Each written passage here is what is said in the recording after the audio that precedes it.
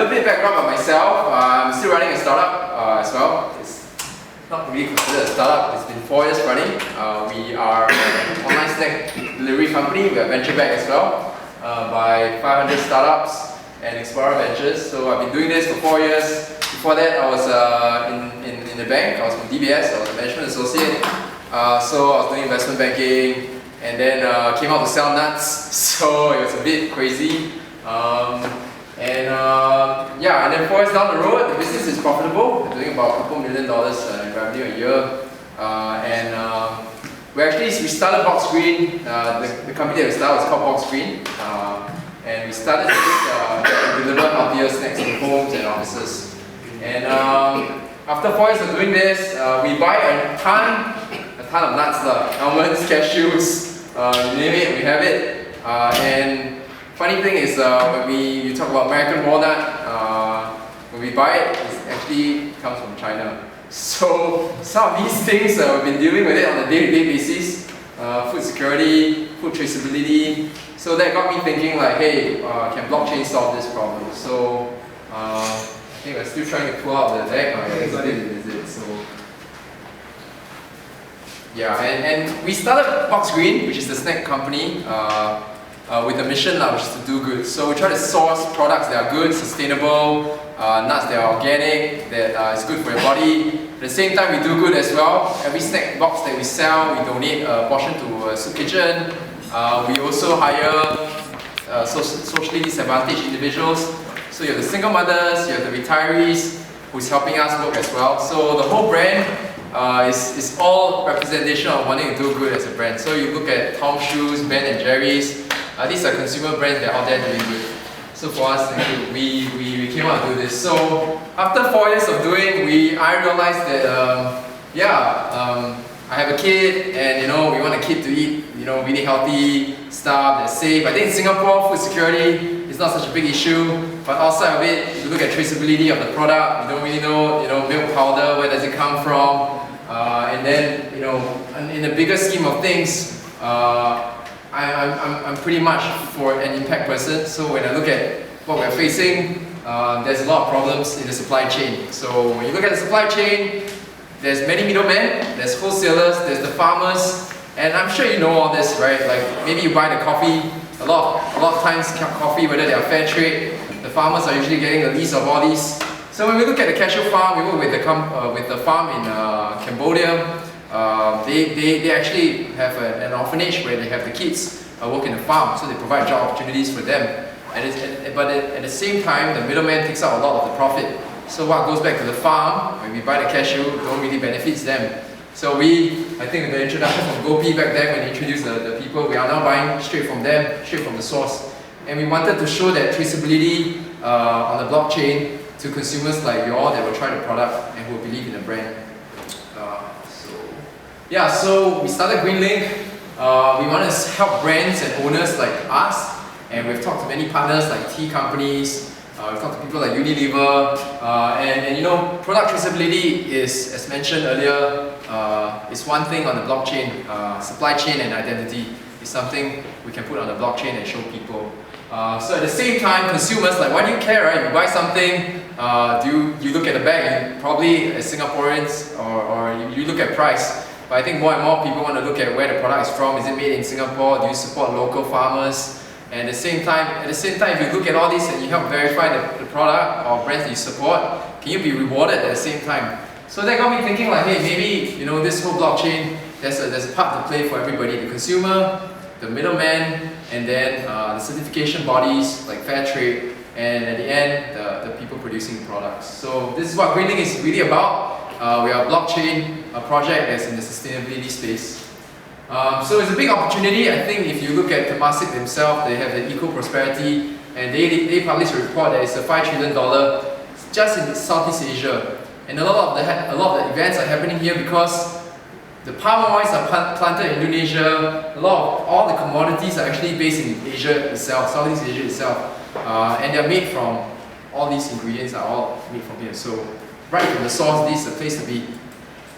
I don't need to explain why we use blockchain. A big part of it is we can define where the processes come from, where the nuts are from, We can show certification, where the fair trade certifications are from. Are they valid? Have they expired? Are they real? Then at the end consumers, do you get to see end to end where the products come from? So yeah, this is what we set out to do. We call it an impact token.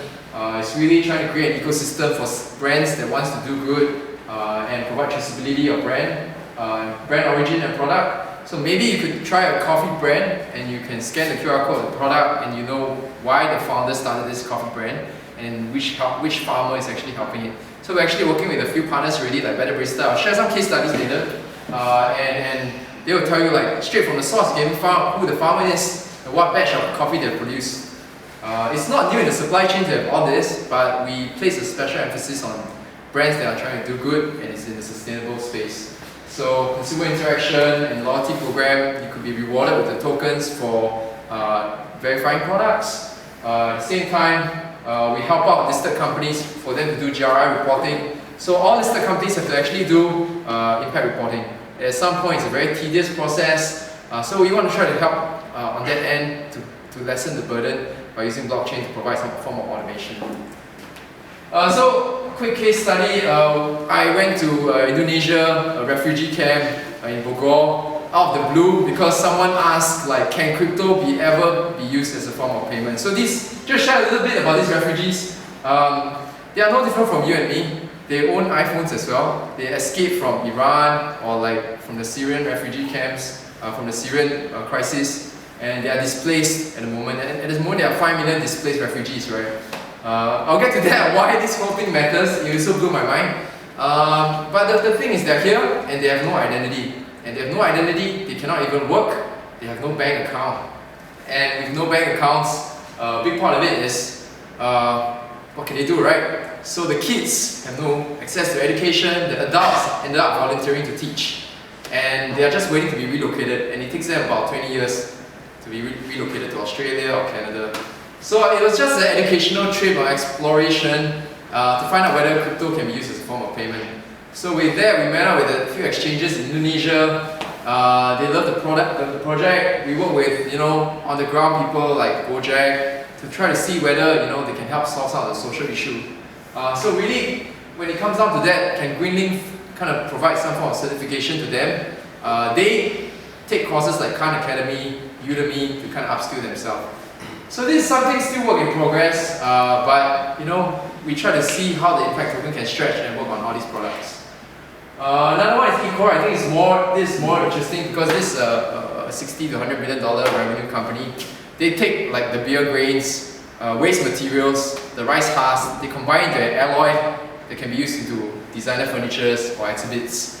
So we have signed a contract with them. We'll be prototyping the traceability side of things with their project. A big part of the issue they have is, with all this waste, can you prove that, the factory is actually using all this, and from the HQ in Europe, when they develop all this alloy, can it be licensed to a factory in Southeast Asia to produce these kind of furnitures? So blockchain kind of helps enforce the contract and licensing model, at the same time trace the end-to-end products. So yeah, I was talking about this. We use GreenLink to use traceability and transparency of the value chain, and consumers at the same time they're part of the project, and they could easily. You all have newspapers at home. Businesses have leftover waste. We try to get all these suppliers on board on the supply chain ecosystem. Just last one, I think palm oil, a big project in Indonesia. So we are also working with them to work with small palm oil producers to kind of do that end-to-end traceability. At the same time, this project is actually supported by Unilever also because they want to buy more sustainably from the source of the palm oil planters. So GreenLink providing traceability end-to-end, and essentially we are working with other IoT partners on the ground of the farm to kind of bridge that data into the blockchain. I think last one, Myanmar Rice Company, really they grow rice, they build a community of farmers. The surprising thing is the farms, right? The farmers, they'll rather rely on the animals to farm rather than machines. because to them it's a way of life. So we have to, and if you give them the rice seedlings, they'll just sell the rice seedlings. They don't even want to grow the rice because you know it's easier to flip. So what happens is in the Golden Silence, they actually employ all these farmers. So you're employed by me. So every day I give you a little bit of rice. So you go out and plant, and I give you this machine, these tools. You go out and use these tools to do things instead of like, oh, you have all this batch and you grow yourself. So at the end product is brown rice, polished rice, and they wanted to really tell that story to the consumers. Growing rice, growing lives is their statement, that they're actually helping these farmers to be further educated downstream, and eventually, adopt technology and help themselves be more productive. So we want to tell that story, and through GreenLink, we're doing that through their products. Yeah, I think just sharing a little bit of our vision. I think at the end of the day, we wanted GreenLink to be the platform where all sustainable projects, impact-driven projects, eco-driven projects to be on the platform. We'll work with them to enable their brands to tell a better story and value all the stakeholders in the value chain. Yeah, I think I said that. Yeah, I mean, just a bit coverage. I've been on Straits Times, IE Singapore, we've been funded as well by venture capitalists. Big part of believing that blockchain can be used to do good. I mean, if you look at ICOs, the first thing you think about is scams. But that's why we took the challenge to say, hey, can we kind of do a token sale and try to, shine light that there's actually projects that's for good.